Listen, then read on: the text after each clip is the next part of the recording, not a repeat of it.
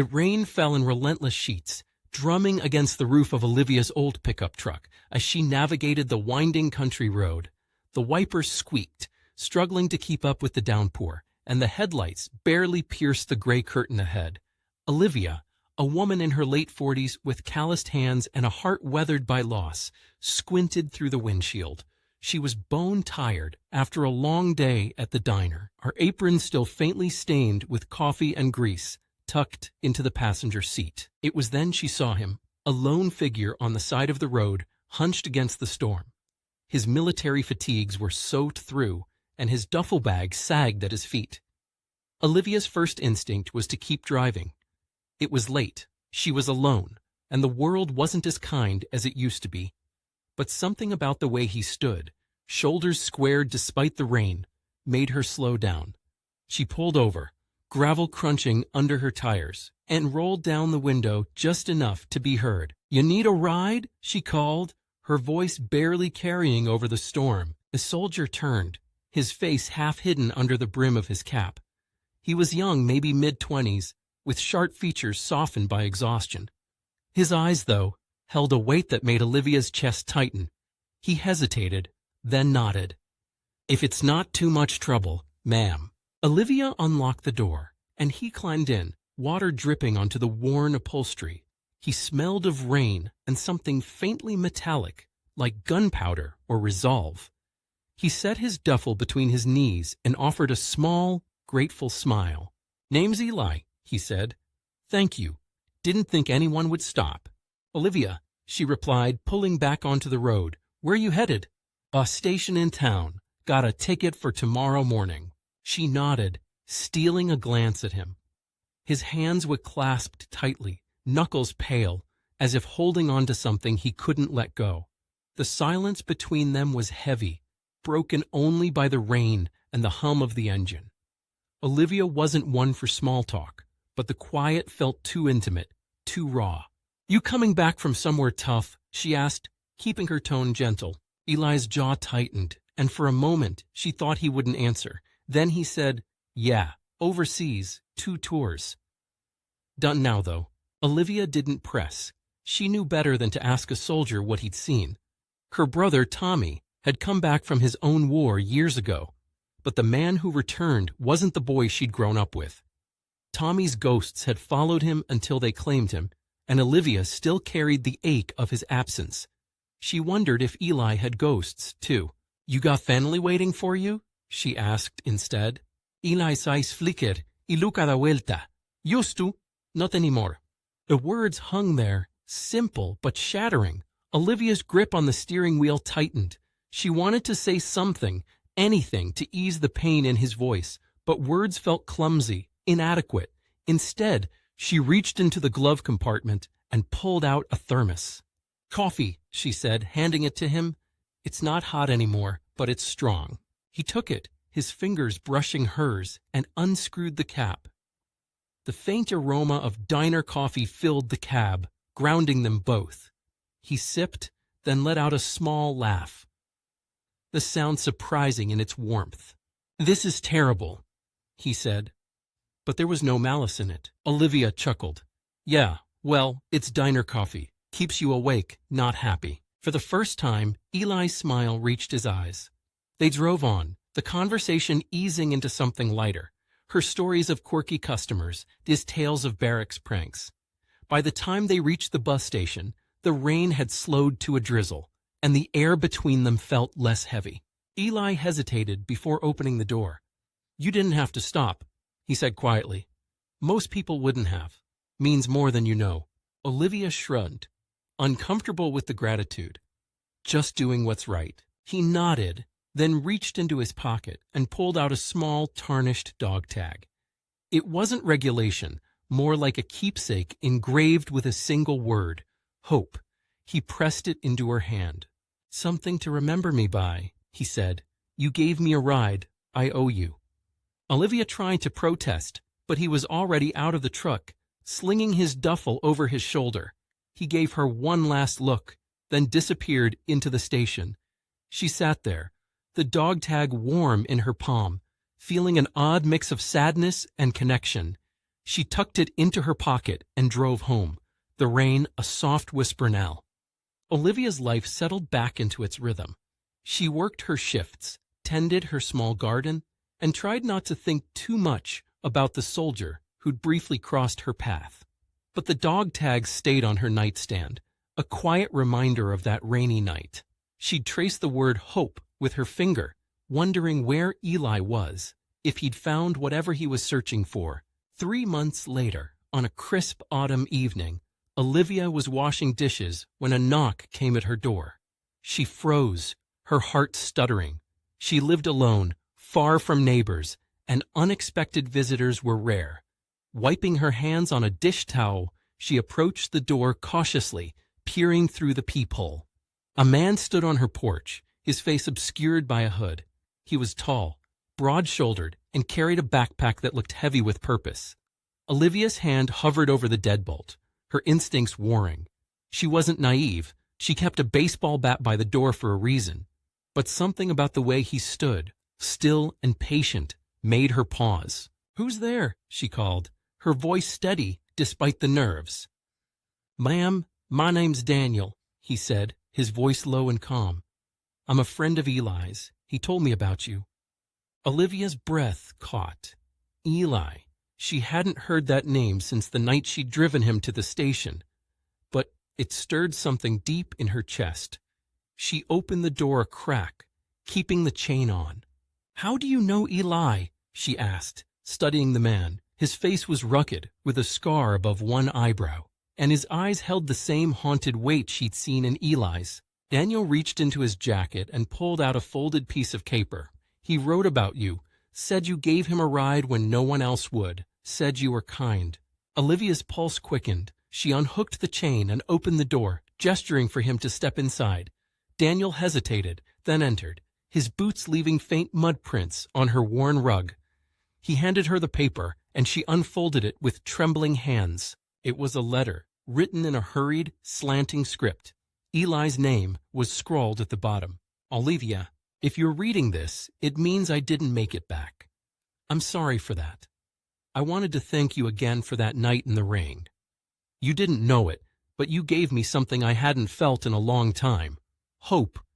I've carried a lot of weight, seen things I can't unsee, but that ride, that coffee, that moment of kindness, it reminded me there's still good in the world. I'm leaving this with Daniel, my brother in arms. If he finds you, it's because he's got something for you. Trust him. He's the best man I know. Keep the dog tag. Keep the hope. Eli." Olivia's vision blurred with tears. She read the letter twice, then looked up at Daniel, who stood quietly, watching her with an expression she couldn't quite read. "He's gone?" she whispered. Daniel nodded, his jaw tight. IED, 6 weeks ago, he was on his way home. The words hit like a physical blow. Olivia sank into a chair, the letter crumpling in her hand. She hadn't known Eli long, but the news of his death felt like losing a piece of herself. She thought of his smile, his quiet gratitude, the dog tag on her nightstand. And now he was gone, just like Tommy, just like so many others. "I'm sorry," Daniel said, his voice rough. "I know you only met him once, but he talked about you like you were family, said you were the kind of person who makes the world worth fighting for." Olivia wiped her eyes, trying to steady herself. "Why are you here? What did he want you to give me?" Daniel set his backpack on the floor and unzipped it. He pulled out a small wooden box, its surface worn but polished, as if it had been handled with care. He placed it on the table in front of her. Eli was an artist, Daniel said. Not many people knew that. He'd sketch in the field, on napkins, on scraps of paper.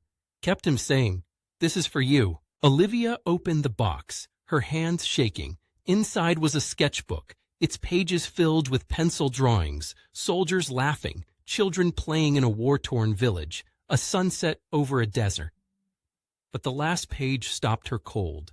It was a sketch of her, sitting in her truck, her profile soft in the dim light of the dashboard. The detail was astonishing, the curve of her cheek, the faint lines around her eyes, the thermos in her hand. Beneath it, in Eli's handwriting, were the words, "The woman who stopped in the rain." Olivia's throat closed. She couldn't speak, couldn't breathe. The sketch was more than a drawing. It was a mirror, a moment frozen in time, a testament to a connection she hadn't fully understood until now. "There's more," Daniel said. Reaching into the box, he pulled out a small envelope and handed it to her. Inside was a cashier's check made out to her for $50,000. Olivia stared at it, uncomprehending. "What is this?" "Eli Savings," Daniel said. "He didn't have family, didn't have anyone to leave it to. He told me if anything happened to him, he wanted you to have it, said you'd know what to do with it." Olivia shook her head, the check trembling in her hand. "I can't take this. I barely knew him." "You knew him enough," Daniel said firmly. "Eli didn't trust Easy, but he trusted you. He saw something in you, Olivia. Don't dismiss that." She looked at the check, then at the sketchbook, then at Daniel. The weight of it all, Eli's death, his gift, his belief in her, was overwhelming.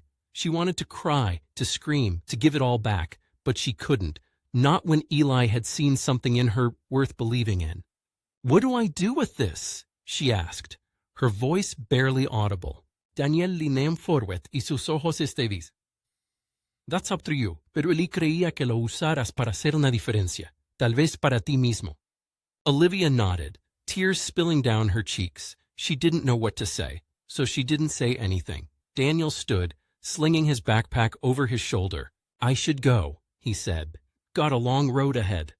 "Where are you headed?" she asked, echoing the question she'd asked Eli months ago. Daniel's smile was faint, bittersweet.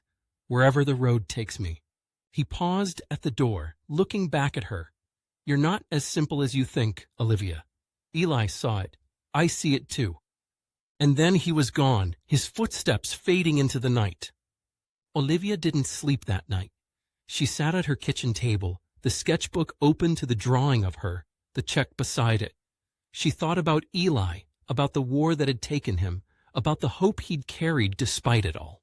She thought about her own life, her small, quiet existence, defined by loss and routine, and she thought about what she could do with $50,000. The diner where she worked was struggling, its owner barely keeping it afloat.